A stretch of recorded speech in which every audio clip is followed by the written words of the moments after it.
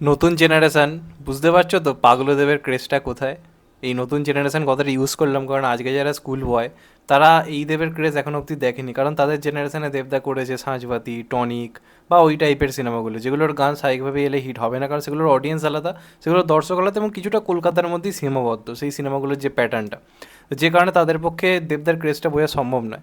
তো একটা এমন জিনিস দরকার ছিল যেটা নতুন জেনারেশন বুঝবে, যেমন একটা জওয়ান এসে, একটা পাঠান এসে শাহরুখ খানের কি ক্রেজ নতুন জেনারেশনকে বুঝিয়ে দিয়ে গেল, যে যাই আসছে একদম মানে তাবার তো রেকর্ড করে দিয়ে চলে যাচ্ছে।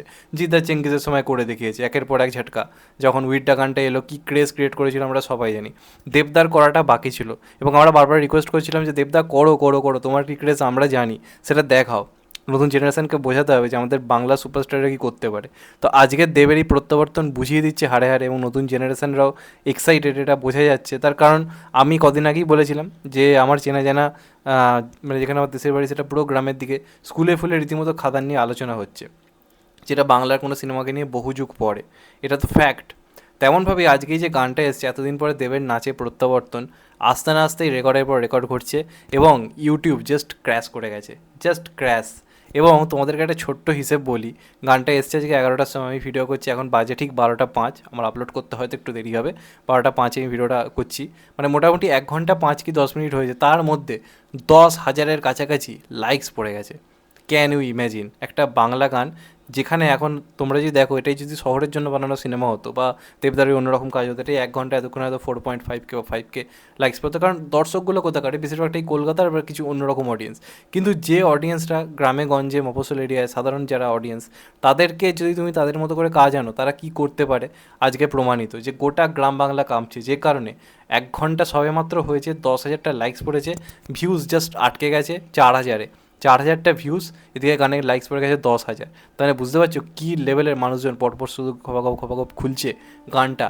এটাই হচ্ছে ফ্যাক্ট, এটা আমরা ছোটোবেলায় দেখতাম, একটা টাইম ছিল। এবং আমি রিকোয়েস্ট করবো এই গানটা যেন সঙ্গীত বাংলা আনা হয়, দেখানো হচ্ছিল হালকা হালকা করে, হয়তো দেখানো হবেও, যেহেতু সুনিতা ফিল্মস যুক্ত, আমি চাইবো দেখানো হোক। কারণ সত্যি কথা বলতে গেলে এই গানটা সঙ্গীত বাংলায় দেখানো খুব দরকার, ওই টিভির ক্রেজটা ফিরিয়ে আনা দরকার। যদি আজকে জওয়ানের গান জুম টিভিতে দেখানো হয়, যদি জি মিউজিক টিভিতে দেখানো হয়, তাহলে কেন বাংলার গানগুলি বা মিসিং যাবে? যেখানে এরম গান, যেখানে তুফানের গান টিভি কাঁপালো, সেখানে কেন দেবদার গান কাঁপাতে পারবে না? অবশ্যই আনা দরকার, সেটা একটা রিকোয়েস্ট। কিন্তু এই যে রেকর্ডটা করলো, এটা বহুদিন পরে রেকর্ড দেখা যাচ্ছে, সেই চেঙ্গিজের সময় এরম রেকর্ড পরপর হচ্ছিল, তারপর অনেক দিন পর এই ধরনের ক্রেজ দেখা গেল, একটা গান এলো কাঁপিয়ে দিয়ে চলে গেল, সবে মাত্র 1 ঘন্টা হয়েছে, 10,000টা লাইকস পড়ে গেছে। এবং 10,000টা লাইকস মানে বুঝতে পারছো ভিউজটা কোথায় গিয়ে পৌঁছেছে? 10,000 লাইকস মানে আমাদের ইউটিউব অ্যালগোরিদমে মোটামুটি আমরা যেটুকু জানি এতক্ষণে তো মোটামুটি মানে 3.5-4 লাখ অরিজিনালি ইউটিউব স্টুডিওতে ভিউজ অলরেডি হয়ে গেছে, যে কারণে 10,000টা লাইকস পড়ে গেছে। অন্তত ইউটিউব অ্যালগোরিদম তো তাই বলছে, তার মানে এটা কিন্তু ফার্স্টেস্ট 1 মিলিয়ন ফলোয়ার হয়ে যেতেই পারে। তার জন্য আমাদেরকে ওয়েট করতে হবে, অন্তত লাইকসের সংখ্যা যা বলছে, এই গান ভয়ঙ্কর ভয়ঙ্কর এই মুহূর্তে রিচে পৌঁছে গেছে, এই গানটা আগুন লাগাতে চলেছে।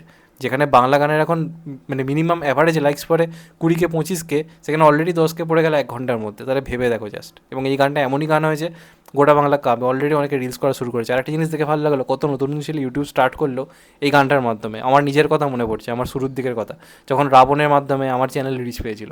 তো আজকে এই সিনেমাটা এমন একটা সিনেমা যেটা একটা চ্যানেলের রিচ এনে দিতে পারে। তো কত নতুন নতুন ইউটিউব মুভি রিভিউয়ার এসছে, তোমরা গিয়ে শুধু দেখো, এই রাজা রাজা গানটা সং রিয়াকশনটা সার্চ করো। এমনটা আমার সময় কেউ বলেনি, কিন্তু আমার পাশে যেহেতু কেউ ছিল না, আমি বাকিদের পাশে থাকবো না, সেটা হয় না।